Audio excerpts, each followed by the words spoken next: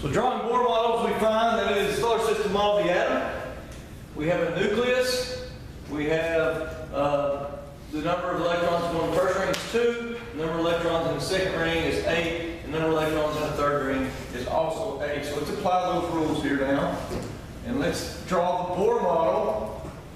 Draw the Bohr model for oxygen.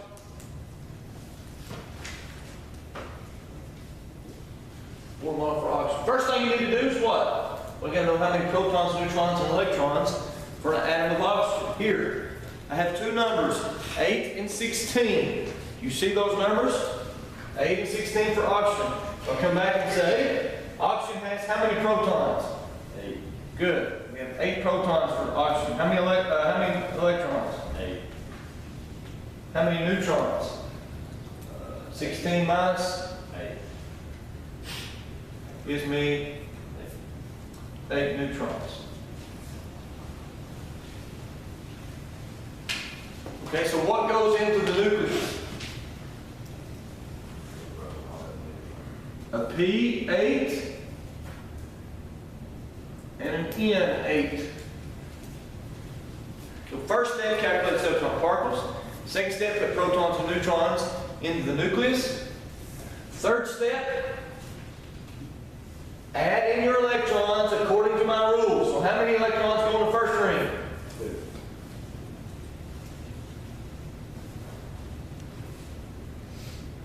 I'm left with 6.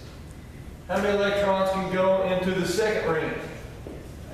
8. I'm going to go north, so that's the first ring. I'm going north, east, south, west. That's 4. Back to north, back to east, and I'm done because I just put 6 more, and I'm left with 0. So I've got them all included. So I have my protons and neutrons in the nucleus. I have my number of electrons 2 in the first ring, and 6 in the last. 2 quick questions. What row going across this way is oxygen in on the periodic table?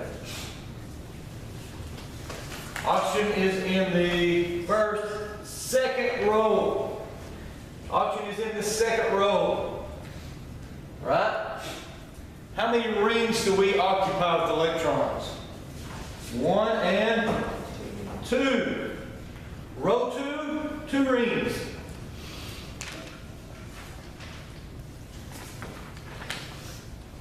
Okay? How many electrons do you see in that last ring?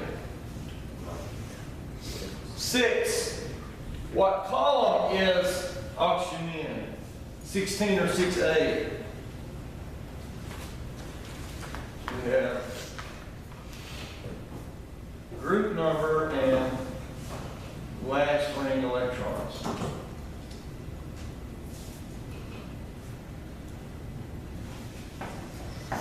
Okay?